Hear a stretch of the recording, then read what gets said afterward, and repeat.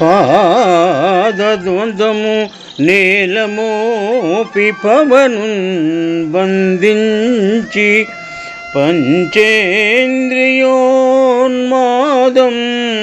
పరిమార్చి బుద్ధిలతకు మారాకు హత్తించి నిష్కేద బ్రహ్మ పదావలంబన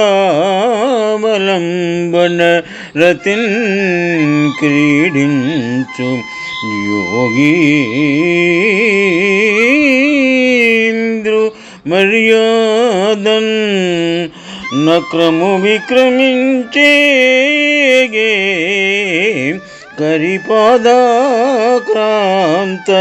నిర్వక్రమై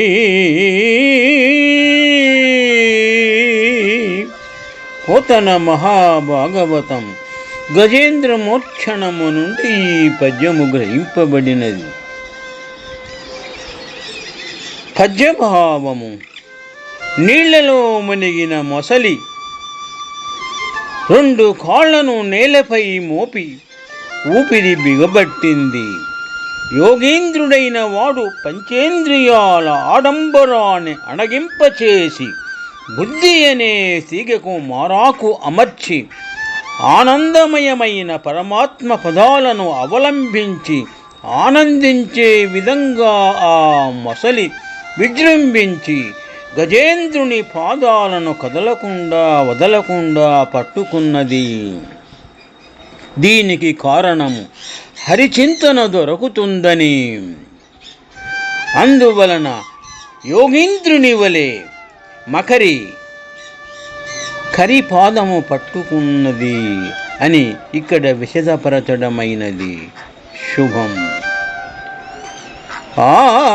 ఆదద్వంద్వము నేలమోపి పవనున్ బంధించి పంచేంద్రియోన్మాదంబు పరిమార్చి బుద్ధిలతకు మారాకు హత్తించి నిష్కేద బ్రహ్మ పదావలంబనరతిన్ క్రీడించు యోగీంద్రు మర్యాదన్ నక్రము విక్రమించే కరిపాదాక్రాంత నిర్వక్తమై